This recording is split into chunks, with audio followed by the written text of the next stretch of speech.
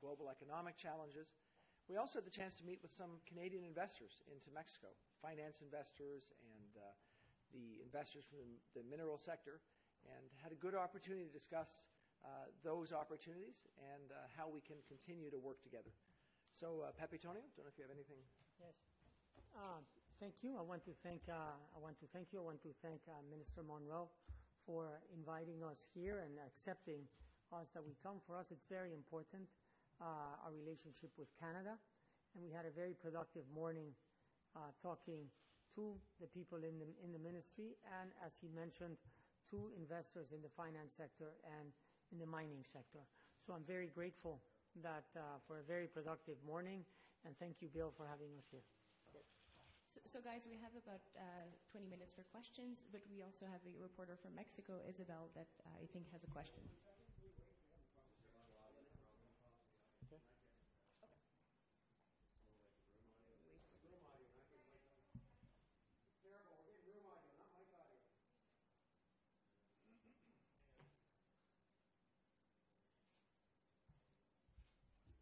You tell me? We're going to wait for the audio issue to be fixed. Do you want to talk about your vacations while we're waiting? How about let's talk about Amazon? There you go. Nice news today.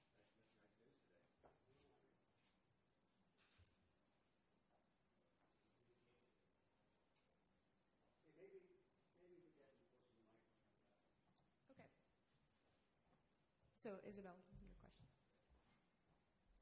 Now, hi, I am Isabel Inclán from Notimex News Agency, and I have two quick questions. One is about NAFTA. How Canada and Mexico will arrive for the sixth round of NAFTA in Montreal? How you prepare for this round, and if we expect to have a progress, to show a progress. And the other is because you mentioned one of the topics is mining. So what Canada and Mexico are doing about the mining, Canadian minings doing operation in Mexico, and some of them, like Almadem in Puebla, they are not doing, according to the local, they are not doing a good practice there. So what is the actual actions for that problem? Well, thank you for the question. First, let me apologize. I'm not speaking back to you in Spanish. We were particularly lucky that our Mexican counterparts come to Canada and speak perfectly fluent English. What I will say in terms of NAFTA is we're continuing to work diligently with our Mexican partners and with our American partners to make progress. We're looking forward to this next round. We've said that we have some constructive ideas on how to make a difference in terms of moving forward the NAFTA discussions. We continue to see the importance of NAFTA on Canadians, on Canadian jobs, and that will be our continuing positive and constructive approach.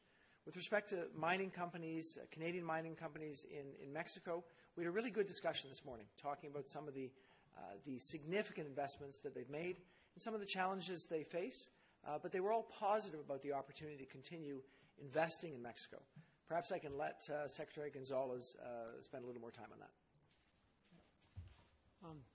Thank you, Bill. Well, I think our feeling around NAFTA is the same. NAFTA is a very important part of Mexico, and Mexico has shown that willingness to continue the negotiations. The negotiations are being carried out, being led by the Ministry of the Economy, and we have been ready for this next round in Montreal. We hope that there have been 5 previous rounds in which progress has been made. And for Mexico, it's very important to continue to make progress, both with the United States and with Canada. I think we see this as a regional North American region that has served well over the last decades, and we continue to see it that way. And Canada plays a very important role in this for Mexico and I think for NAFTA. And regarding the questions on mining, we indeed have had a very productive session this morning. A very significant portion of the investment that Canada has in Mexico is on mining, and the performance of the mining sector in Mexico, the the good performance of the mining sector in Mexico is in largely part due to these investments from Canadian firms. And we will continue to work to make sure that the sector continues to grow and at the same time benefits a wider range of the population. And we discussed a few of the issues of how to do that. Mr. Secretary, over here. If the Americans insist that a wall or payment for a wall be part of the NAFTA agreement, can there be a deal? Well, our Minister of Foreign Affairs was very clear just after and has been very clear and consistent regarding this issue that Mexico will not pay for a wall. And it's not a negotiation stance from Mexico. It's an issue of national sovereignty and dignity. So, our position has been clear from the beginning and will continue to be clear. And I think the Foreign Affairs Minister has been consistently repeating that message.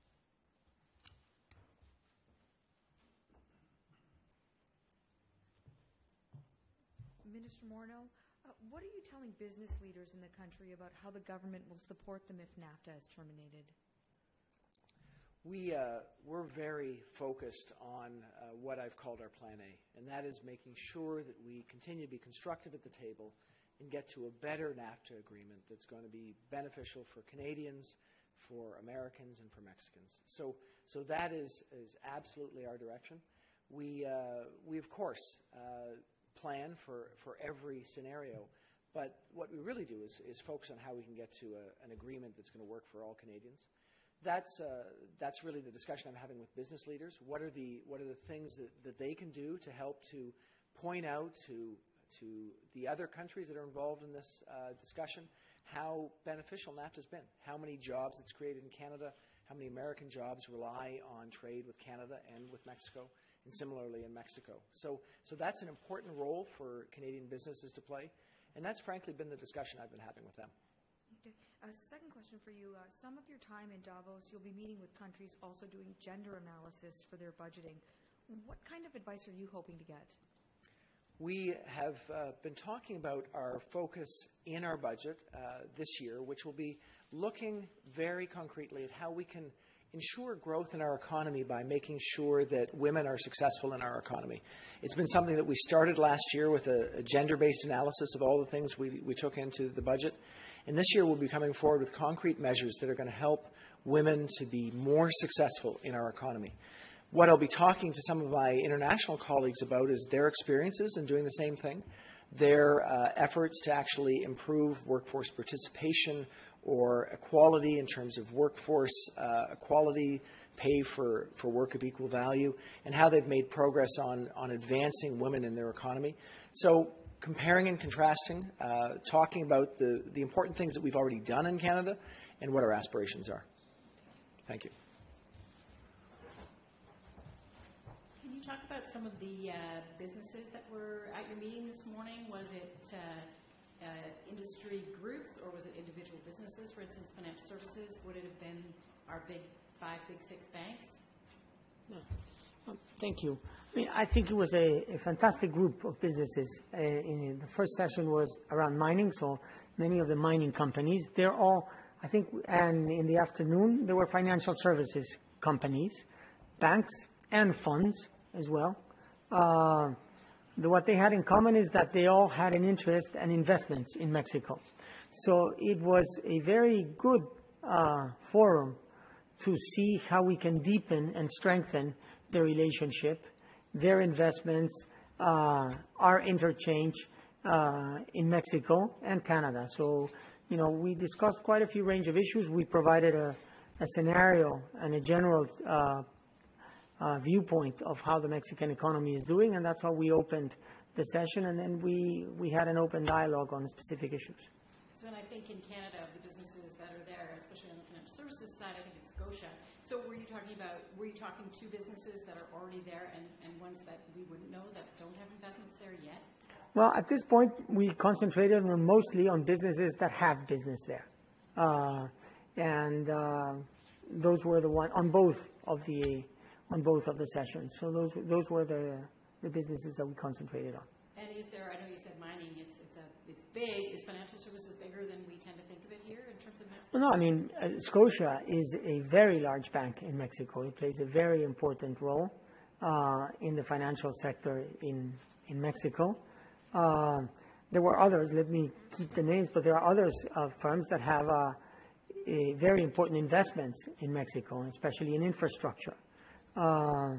So for us, it was a very significant meeting so that we could solve some doubts. We could discuss at length and at ease what are they thinking about, what are the positives, and what are their concerns.